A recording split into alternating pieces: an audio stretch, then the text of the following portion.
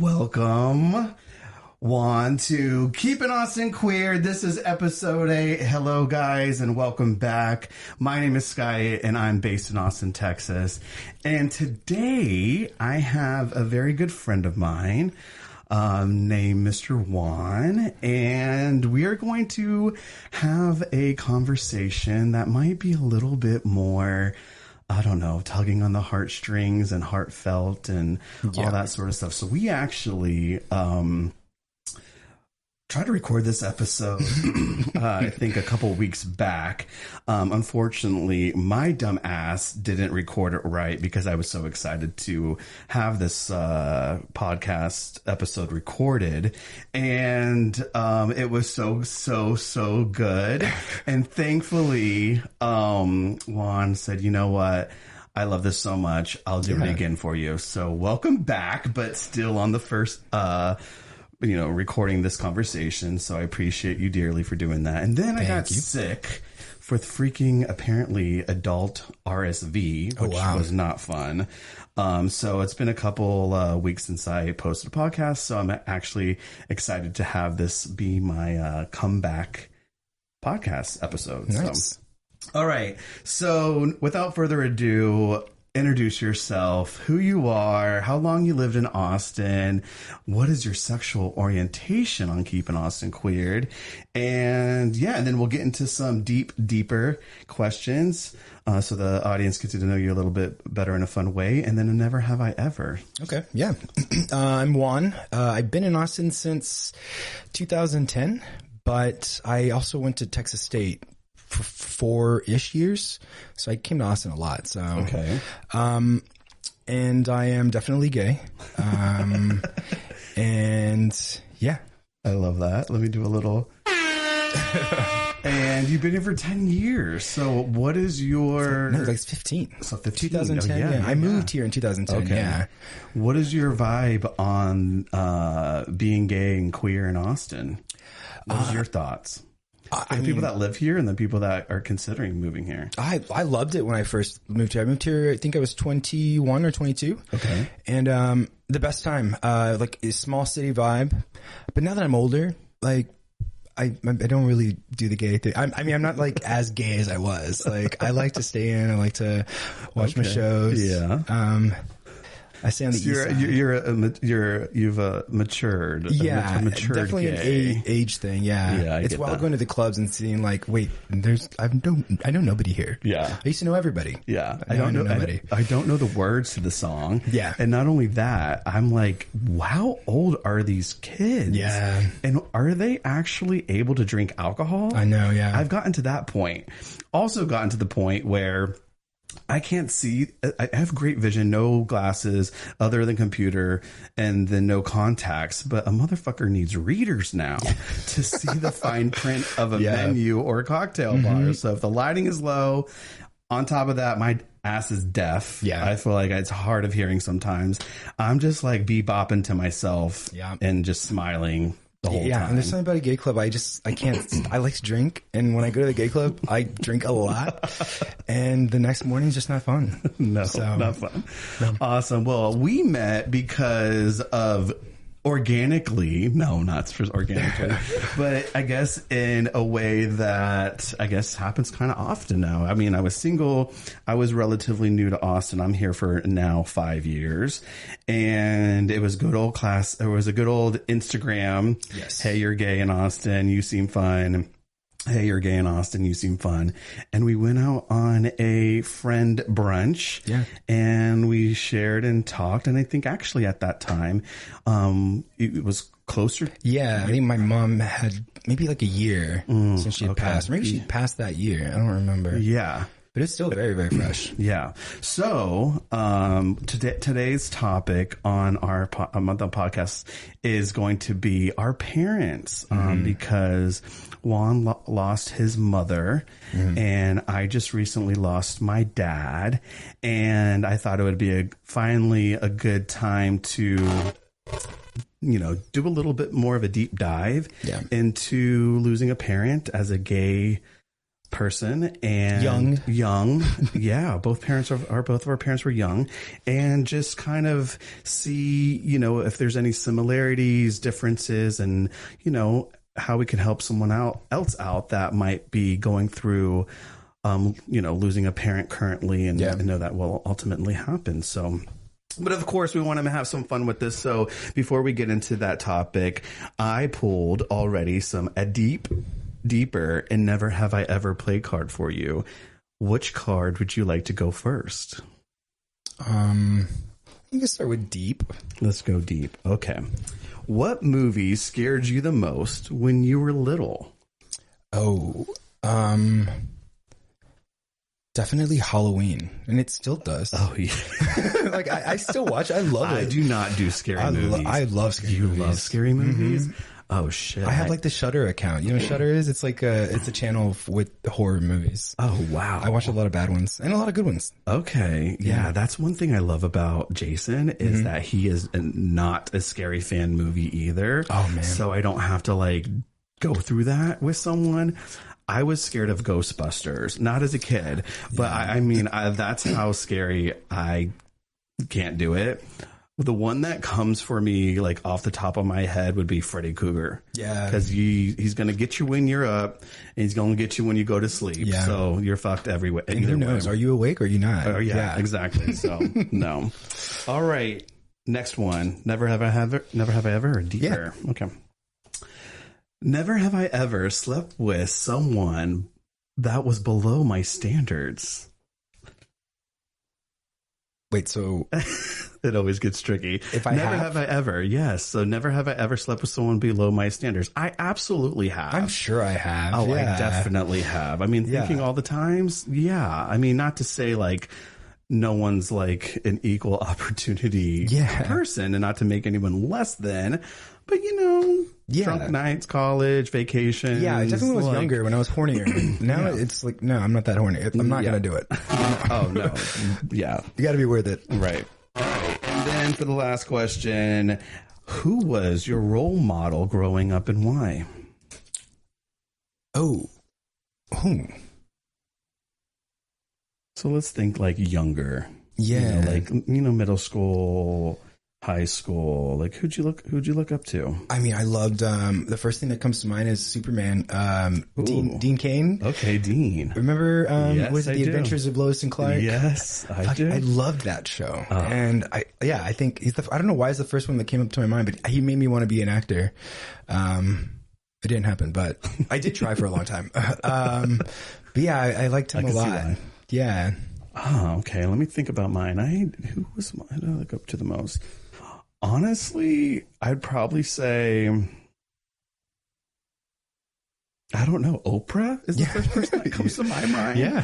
I mean, besides her being like a billionaire, I'm not thinking money wise. I'm just thinking of like, clearly I'm on a podcast with a mic right now. Yeah. But like talk show, connecting, helping people, like talking about like difficult things to like, you know, really put it on the table and discuss it. It's real life. We're going through it. Like help other people out, you know?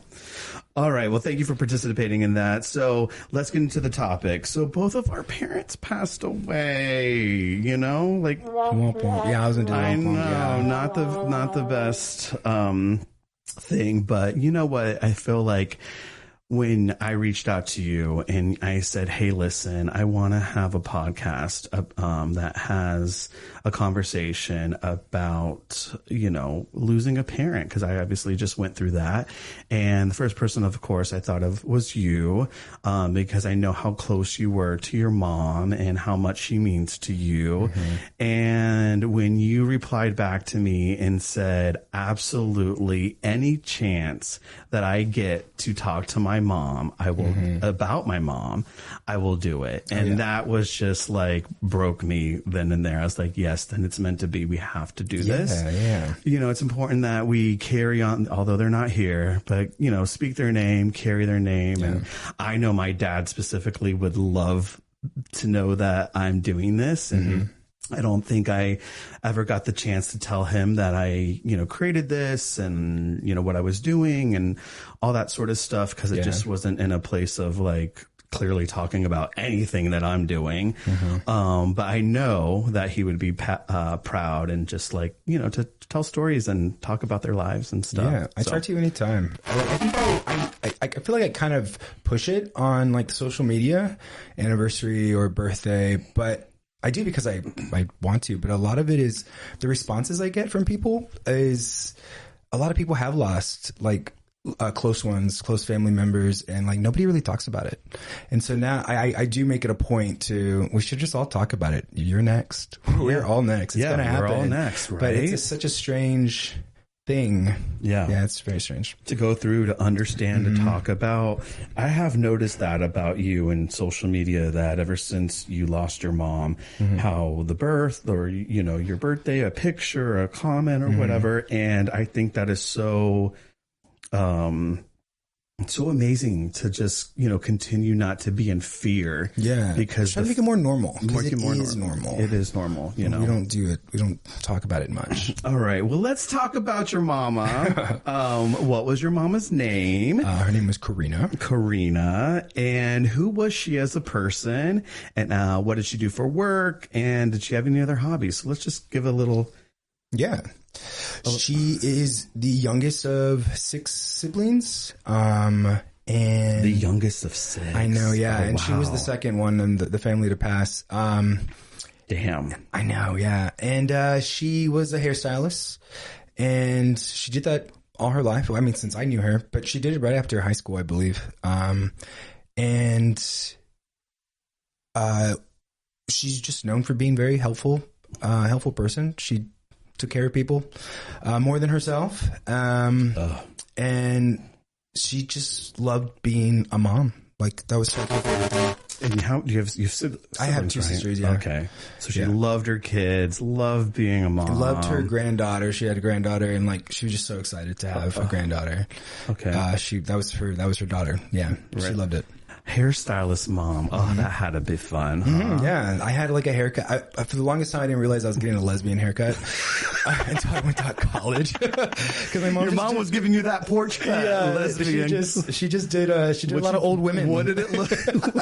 What did it look like? Like Rosie O'Donnell, man. Not Rosie. Oh my God. Okay. Get the crickets on the Rosie. Okay. Well, and then did you say your mom? Yeah, she had to learn. Yeah, I had to teach her like, no, I want it like this, because she didn't really have a lot of.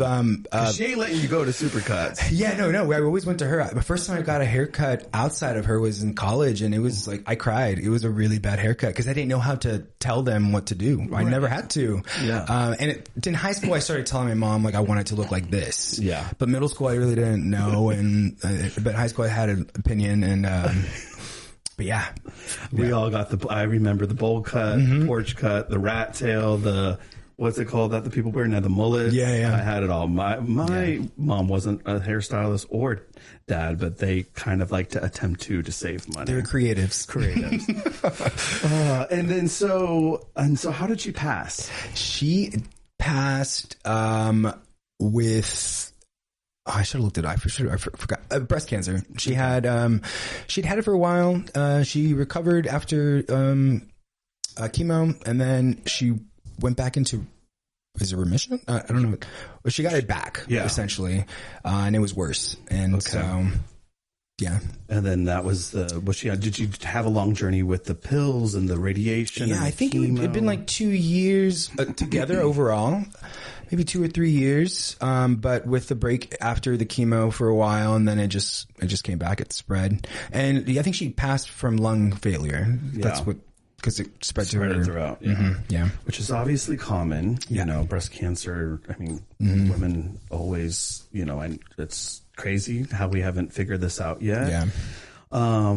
Well, my dad's name is Dennis. Dennis Warzila. My dad was a crazy Polish man from Chicago, Illinois, and very vibrant, very outgoing, social. I think I got a lot of that from him.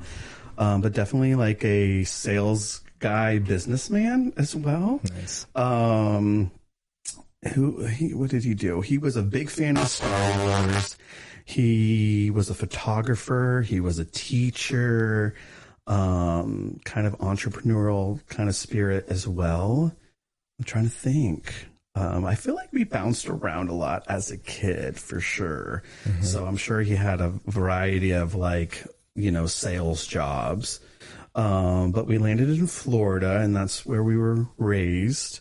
I don't know. I could say my dad's hobby, unfortunately, was drinking. Yeah, my dad too. My dad was an alcoholic majority of my life, and I think that's ultimately what got him. At an earlier age, he died the age of 77, 78.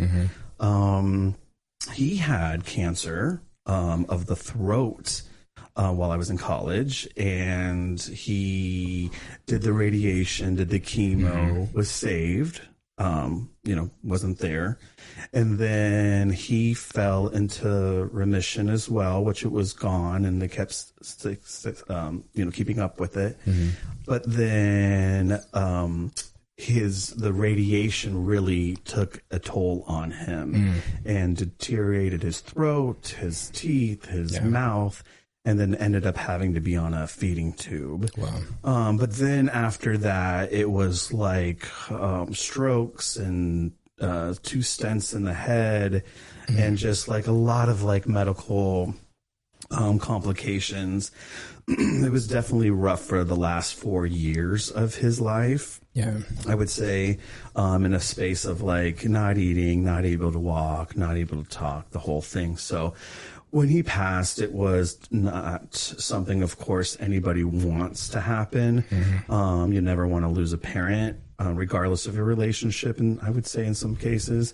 But I knew it was much more of you're going to be better off on the other side type of situation, because I can't imagine like not being able to eat or drink anything for so long, or like a feeding tube. You know what I mean? So that's that. And so he just passed, I guess, kind of organs failing and, just had to go. So what was your relationship with your mother growing up as a gay boy child and then as adult? And then when did she know you were gay, or did she know you were gay, or did you have to come out, and how did she handle that? So kind of... Yeah, I was a mama's boy. I was made fun of by my cousins. They'd have to tell my mom to cut the umbilical cord. Same. I was a mama's boy too. I'd hide behind her. I was so scared. I think it ruined me in the long run, because I always had things done for me. And so I had to do things myself, or like ask for things. I never had to. I had 2 sisters, so I'd ask my sisters to do it, or my mom would do it. Again, my mom was helpful and too helpful. Okay. She was such a good caretaker. Yeah. But it was good. I mean, I'm sure she knew really early on. And, she did ask me, like I think it was in 5th grade, if I was gay, and cause she saw an episode of Oprah. And hello, Oprah's changed lives. I know. Yeah. And, we love it. And she didn't necessarily ask me. She just said, if you are, it's okay. And I was 5th grade. I had no idea what I was. 5th grade, she approached you. Wow. Yeah. Okay. I remember we were in a car driving back home, from somewhere. And, it was just, she was just giving me the space to be that, if that's what I wanted to be. Right. Or if I was, and I just didn't know at the time. I was definitely different. Yeah. Yeah, I was definitely made fun of. We all kind of know that. Yeah. But yeah. And then, I guess when I got older, I found it just a lot easier just to tell my mom everything. No hiding when I get to college.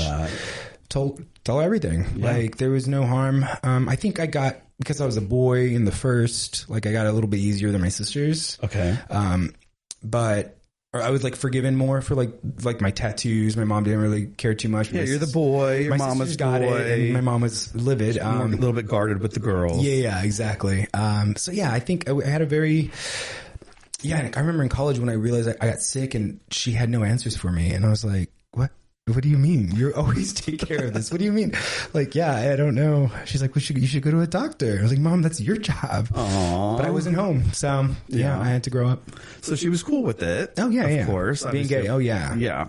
Oh yeah. I remember when I broke up with my first boyfriend that I introduced her to. How many boys did you introduce her to? Just one. Okay. I mean, she met a couple guys, but there's only one that I said was my boyfriend. Okay. And when we broke up, she was like, "Are you sure?" And I was like, "Yeah, Mom, she was rooting for you. She loved him. She loved him. Yeah. But we're still friends. Okay. Yeah. Yeah. Well, and okay, so my dad, Dennis, he actually, so I assume that they knew, because when I came out, was freshman year in college, and I just said, "Hey, I was watching Danny from the Real World, and I was just, finally moved out, not in the city. You can't really say anything, do anything to me. I have confidence." And I said, you know what, and seeing his relationship kind of unfold on TV, I was like, I can do this, and I did. And my mom was like, "Oh yeah, we already know." And I was like, well, damn. Yeah. I wish I would have known a little. I wish you could have had a little bit more of a conversation with me. I'm sure she was in fear. Yeah. I'm still figuring myself out, but it would have helped, but yeah, so I just was like, okay, we're good. And I'm the oldest of four, and I'm, my brothers are kind of like badasses and not in the good way. Okay. So I guess they looked at me, and I guess gay was golden because I was not problematic. I was, going to school, doing school, had a job, paying for myself. Yeah. And they were just like, oh, okay, this is, and there wasn't really a conversation. I didn't really talk about like sex or gay or anything like that. So, but I think again, my dad was kind of like a little bit of a crazier hippie guy. And so I think he was just kind of like, okay, I'm down. Yeah. I never had any issues with it growing up. So very, very blessed. Yeah. I am like thankful for not having any, thing that was bad to deal with because a lot of people obviously do. So I'm blessed to say that when my dad passed away, I knew he was genuinely fully proud of me and who I am and becoming as an adult. Thankfully, he met Jason, my husband, before passing away, which just means the world to me.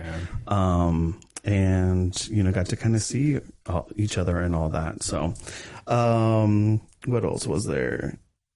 Growing up as a kid, I mean, I didn't really think, so my dad was an alcoholic, so it was rough. Honestly, he, you mentioned your dad was too. So it's like arguing, screaming, alcohol throwing, not attentive, trying to figure it out, scared, trying to like not speak too loud or not ask for too much. But I would say as an adult, I think when he got sick first with cancer initially, it really kind of shook him, and he got a little bit more on a better path, eating healthier, running, working out, doing all those things. But then I think he kind of slipped back and then kind of all that. So I think when we got older and kind of grew up and out of it, he kind of like turned the page, and which was beneficial for all of us. Unfortunately for me, at that point, I was already gone from the house and just kind of connecting here and there as an adult because I had to go out and do my thing, But So tell me some lessons that your mom has taught you that has impacted your life, or maybe you continue to think about or, do throughout your life. I follow the rule of like lead with love, like, And she didn't necessarily say that to me, but it's definitely what she did. Yeah. Just like the caretaker part and like loving everyone. And everyone. And then she dropped things to go help somebody if she wanted to. But I also took that as something that I also would not do. I have to take care of myself first. Yes. So there's like it's a double-edged sword, right? Like, you want to be loving, but not when it like detriments. You can't give all yourself, because then what do you have left to give? Yeah, exactly. Keep yourself. Yeah. Okay. And she didn't follow that, or that never occurred to her. She was just being very selfless. So natural. Mm-hmm. Yeah. That overall, 100%. I love that. Would be that. Okay. Yeah, my dad definitely wasn't that. I would be my mom. My mom is exactly that. I think, I'm not saying all moms, but I kind of feel like that's kind of like a motherly nurturer. They don't have time to be mean. Yeah, they just kind of click in and go. Yeah. But naturally, just kind, caring, warm, whatever I can do, however I can help. I feel like I got a lot of that from my mom as well. And to the same thing, that was just like not, having those boundaries personally. Yeah. As far as what my dad has taught me less-wise, I mean, my dad was, again, he was such a hard work ethic for sure. Yeah. Showing up on time is late.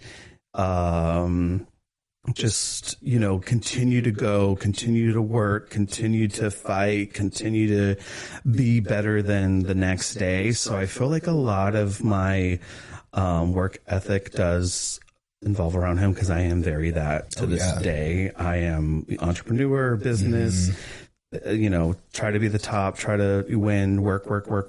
So I am thankful for that, because I am not a trust fund baby. I never had any hand-me-outs. I started to work when I was I think 15 years old, and haven't stopped since. So I've been very lucky professionally in taking those lessons that he's instilled in me and just adding sky to it, which I am thankful for. My sister kind of has the same things, and she's kind of, doing it as well. But yeah, I think that's what I'm very proud of, that he's taught me on the business side and the work side. All right. Well, tell me what do you miss the most about your mom, and just overall not having a parent? Because of course, right now they passed away earlier, and we're still. I didn't get your age, right? You're in your 30s, late 30s? Yeah, 37. I'm in my 37, late 30s. I am in my early to almost mid 40s. Yeah. So we still have a lot of life to live, My dad, unfortunately, wasn't able, or any of my immediate family, wasn't able to make my wedding, as you were there.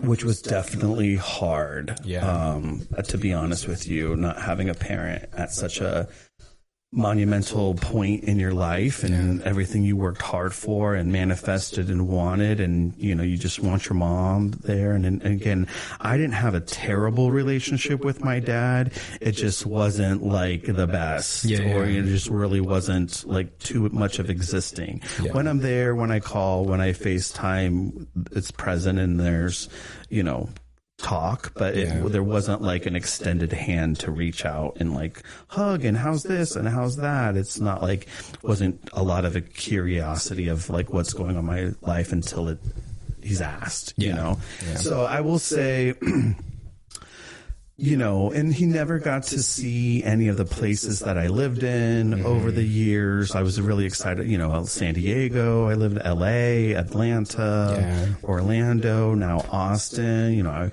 was able to buy a house for myself, first person to do that in my family. And I just would have loved to have him see, some of the accomplishments that I made. And not that I need, someone to say I'm proud of you, but I, didn't really hear that a lot growing up. So as an adult, for him, and being in a little bit more of a place of like, because I think as people get older, you kind of get more sensitive to like okay, I don't need to act like an asshole. Yeah. Like, you're a person, you're my son, you're my, whatever. And I can like see you for who you are and just really be like, man, you're doing it. Yeah, you know? So I think, wedding for me, and, seeing the cities I lived in and the place of the accomplishment, and obviously what's going to happen, my dogs even, and who knows what's to come if me and Jason want kids, and just future success and stuff. So that's, I think that's the same. Yeah. It's not necessarily what I miss like a daily. It's just what won't happen now. Like I think it's sharing. It's like you don't want them to say they're proud. You just want to share this moment. Yes. And all future moments. And you can't share that moment with them. I think about all the trips. I wanted to take her to Mexico City and like the beach, and just can't. Yeah, that's the bummer of it all. And especially because I feel like I lost her when I was 34, so it's been like 4 years, or 3 years, 4 years, I don't know. But I just feel like I haven't hit my peak yet. Like I'm still so much growing. Still growing, still learning. I'm taking it slow. And so I couldn't give back as much as I would have liked to.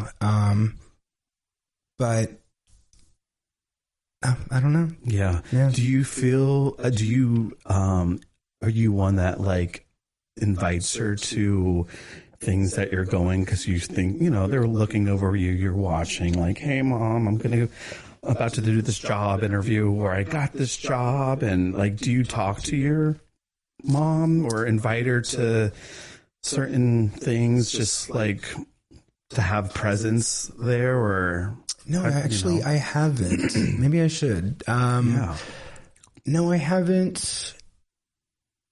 Yeah. Do you still communicate with your mom, like in prayer, or just out loud, or just talk? Oh yeah, I have like my Google Home, and like it goes through photos, and I just have an album of her, so I see her all the time. And then moments, it just depends on the day. I'll just see it and start crying, and I will have a conversation. Is there anything that you have of hers that you kept that is like, this is my item of my mom? For Christmas, my sister got us these teddy bears, and I was like, it was a weird printed teddy bear, like purple, and like it was blue.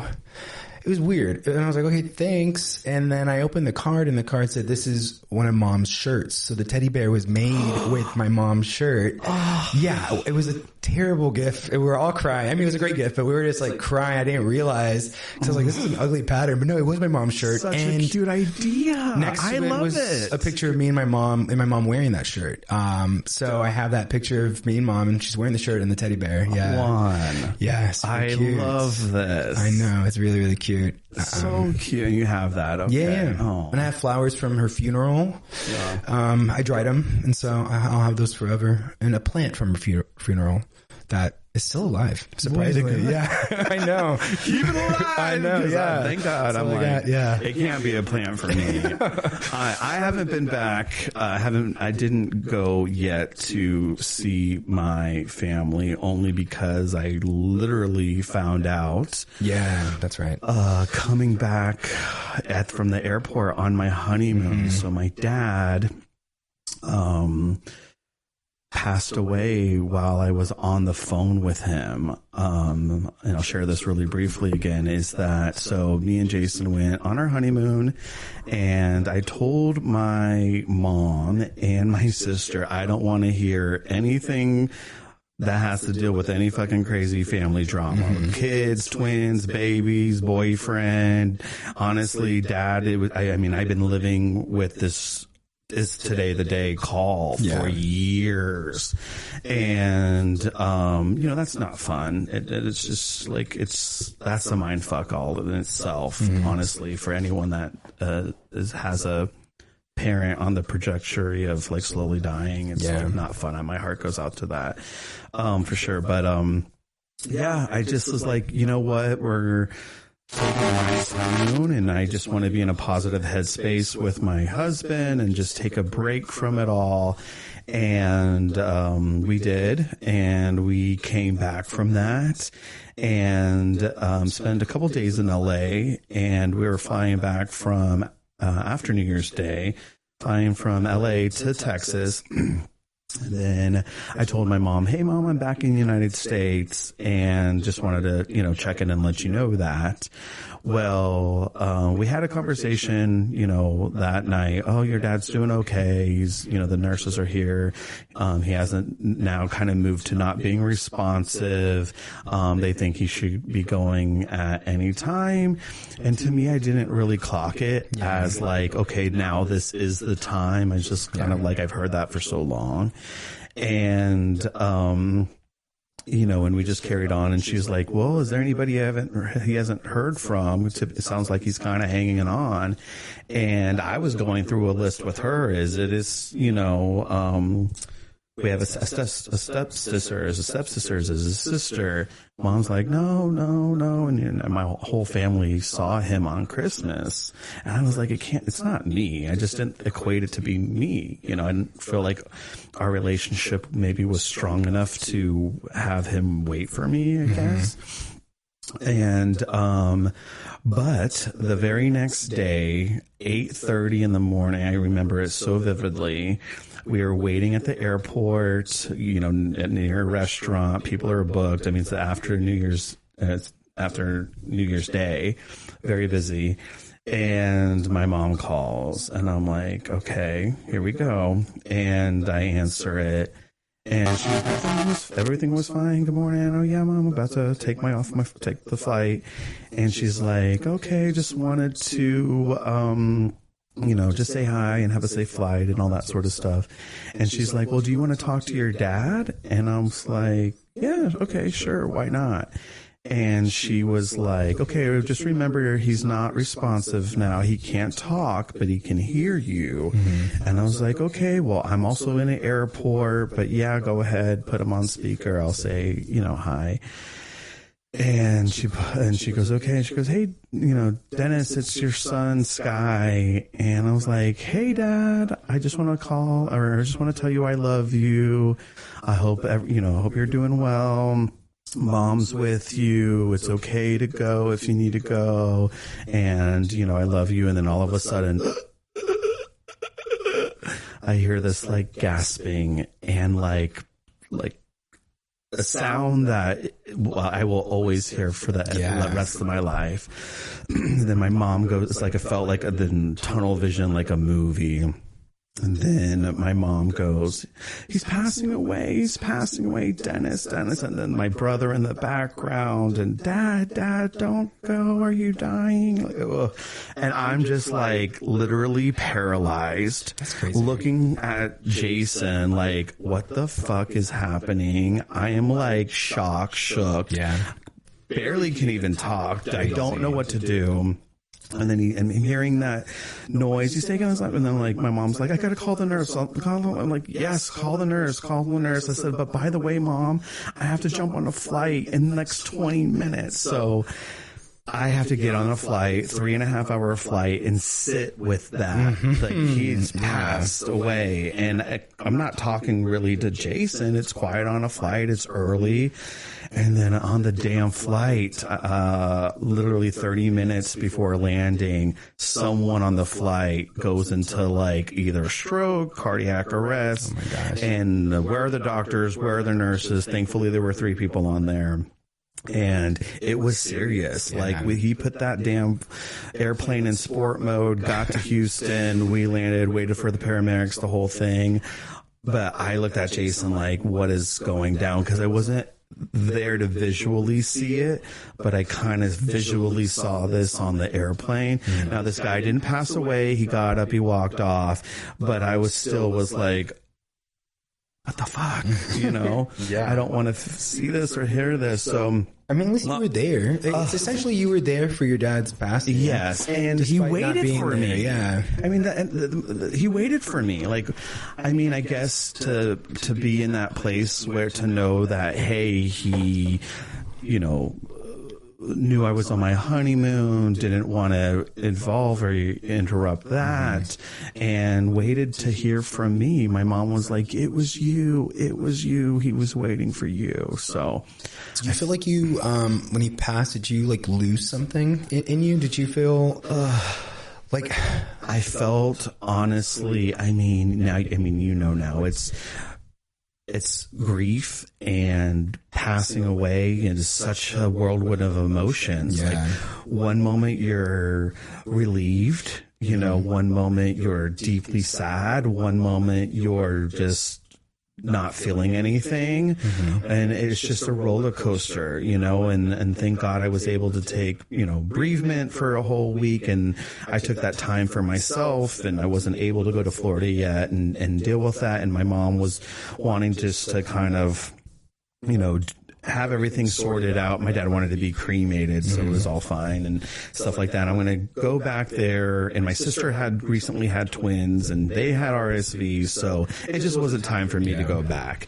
And so now I'm going back there when everything is settled a little bit more on a positive note, collect his ashes because he wants them spread potentially in 2 places, and see my sister and the new babies, and kind of be there in that, and more of a celebratory versus like a deep sadness thing. But I know I feel like a large part of me felt like more of a relief for him. Yeah. And my mom's been a soldier by his side for like 4 years. I mean, she was a medical assistant, and she basically made that his job. Anybody in the healthcare field knows, like, you got to kind of watch your family when they're in there, because they want to call it quits a lot sooner than they need to. And so she was documented and doing this, that, and the other. So other than just kind of, feeling terrible about it and the relief part, I think it's just now future life moments. I would just told my mom, just like, take a breath. Like, you've been working so hard, take a breath, rest, sleep, eat, kind of like go through your process, but also find a way to get back to you, because she's like identical to your mom, like where it's just so selfless and is just will do anything for anyone. And my mom did that. I mean, my mom was 16 when she had me, and my mom met him at 15. My dad was definitely an older gentleman. I would say late or early 30s. So she's been riding this for a while. So that saddens me now, even to think about how much she's given to this one particular man throughout her. I mean, I just got married at 43. A good age. But you know what I mean? I got to do all the thoughty stuff and, go through it all and mess up and live life and figure it out, and what I want and what I don't want, so. Yeah. All right, moving on. All right, so how did you handle, and how do you continue to handle grief, to kind of piggyback off of that? Again, it's a very new feeling. I think the only time I cried about someone's passing was like Amy Winehouse, and that was just crying. Like, I felt it was, she passed, and we had to do the whole paperwork stuff, and I just felt sick. Like, I was sick for a long time. And I do feel like I lost, like, I am not the same person I was before she passed. Like, probably because the dynamic, I think, is a little bit different for us, in the sense that your dad was an alcoholic, and it doesn't seem like your relationship is like it is or was with your mom. No. So to lose the one that is like your pillar, your everything, just like leaves you My dad's like sick, a stepbrother, an annoying stepbrother. I lost a parent. I lost my parents. Because my dad is also just a mess. Without her. It just, I read a lot of books about grief. I listened to podcasts, and that's where I came to, like, grief is just another form of love. It's a special love. And it's a beautiful thing to feel. It defines what love was for that person. And I still hurt really badly. And it's because I really loved her. If you'd asked me, do you love your mom? I'm like, yeah, of course I do. But I didn't know how much I loved her until I lost her. Like, I really, really loved her. And I'm very different. I think I'm very different. I try not to be. I try to, like, get back to myself, but I will never be the same. Yeah. And I still won't. Life has been really hard since. I mean, and life is not hard, but there's just no safety net. There's no comfort blanket. There's no, I just feel like naked. Alone. Yeah. And when you're like in your most vulnerable place, or when you're like life is hard and you know you need just some like your mom talk, or just some kind words, or some pump up, or just a laugh, or a hug, even, you know, like that's what's missing. And I think it's fair to say that, you know, you won't ever be the same, because I don't think, you know, with that relationship, you really will. Like something will always be missing. I think how it's not necessarily filling the void, but just figuring out your emotions through that. And I think it's okay now, realizing it's okay to cry. It's okay to have a tough day. It's okay to have a bad day. Or, you know, I went through all of the emotions, mad, angry, you know, happy, sad, all those things in a short period of time. I feel like over bereavement, and I'm still, obviously, you kind of go through that, you know. And again, even though I had a stronger relationship with my mom than my dad, it's still, again, there was no bad blood. And it's, at the end of the day, you know, for me, I just think like we're all getting older, and it's going to happen, and it's going to happen to my mom, and it's going to happen to our loved ones. And you know, not to go down a dark thing, but it's going to happen. So the fact that you were able to say it's just another expression of love, and how much you love that person through loss, I think that is like mind blowing, because it is, you know, I before my dad passed away, I went down to Florida and I grabbed his arm, because I thought any day was the last time, and I didn't frequent home all the time. So I grabbed his arm and said, just, hey, we looked into each other's eyes and said, I just want to let you know I love you. I forgive you for anything that, you know, has occurred in my life through our relationship. And we just kind of like cleared karma for us that way. And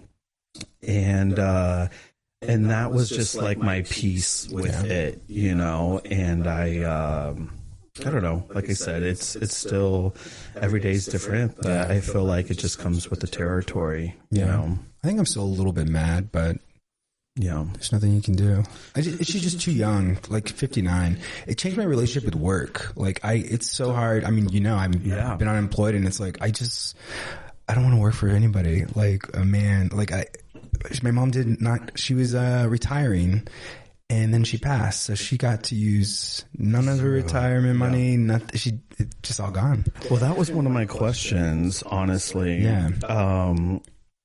Like, how has it like impacted the way you now live your life? You know what I mean? Like, since that was so young, and breast cancer is still a thing, and there's obviously ways that you can, you know, connect with breast cancer and support and whatever, but like, how has it like affected you in not such a positive way? Like you said, you know, work and how you look at life. I mean, do you look at death differently? Do you look at how you're living your life now moving forward? Like, no, I don't think I look at death differently. I think for me, death is just lights out. I don't really think about the other stuff.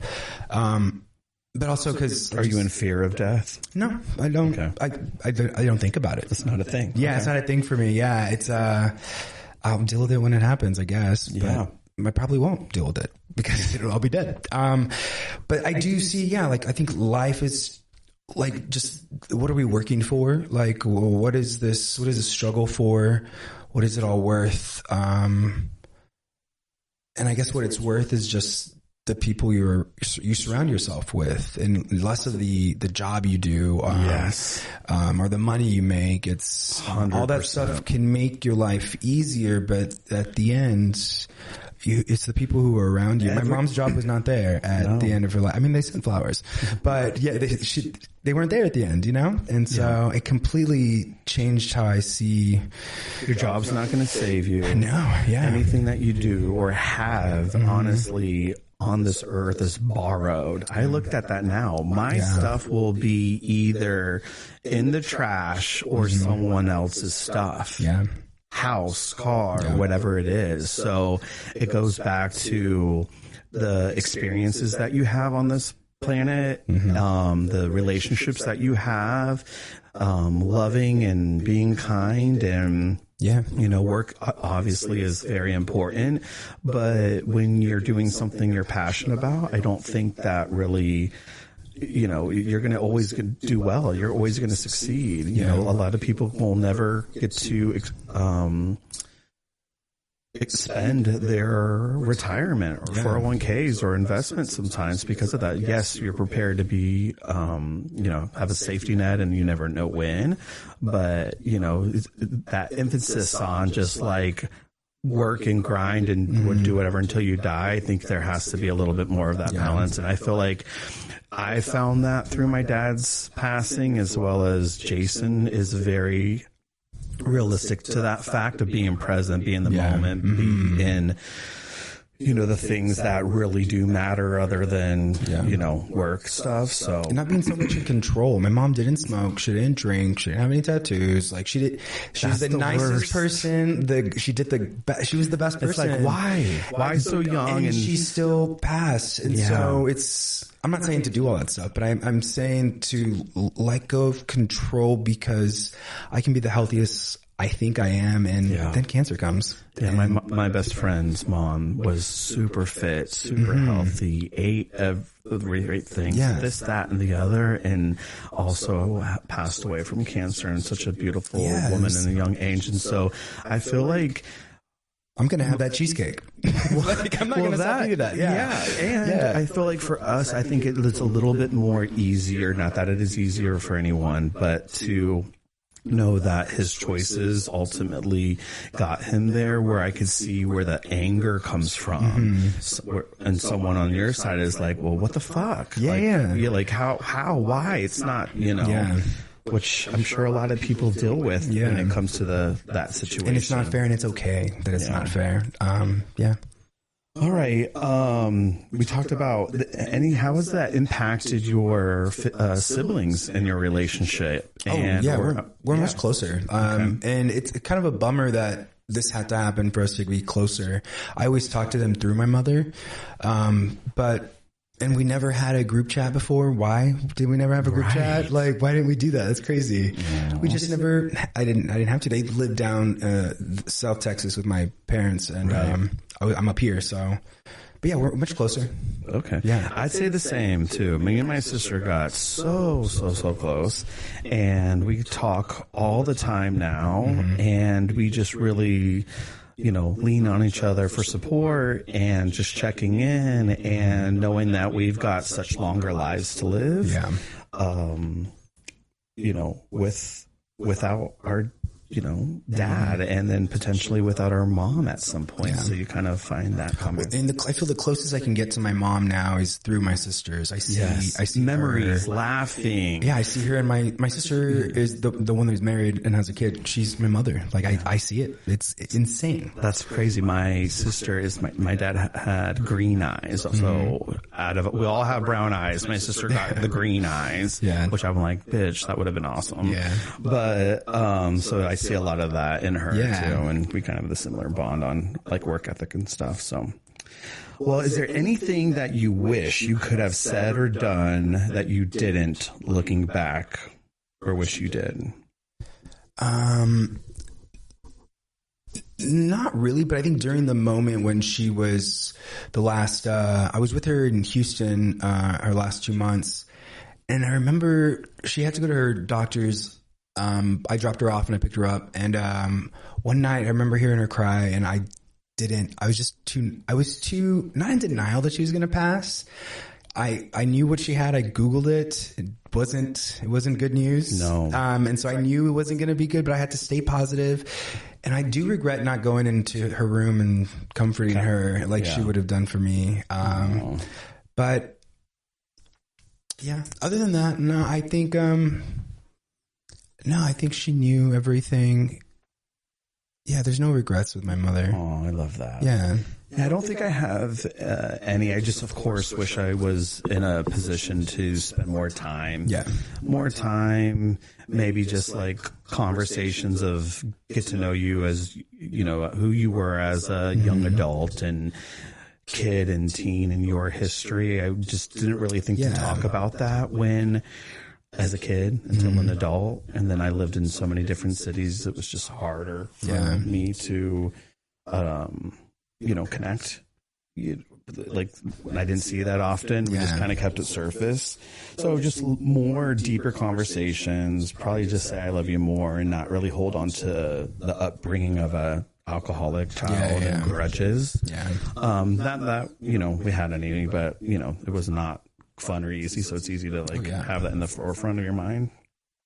What advice would you give to someone who is currently dealing with a potential losing of a parent or has just recently lost one?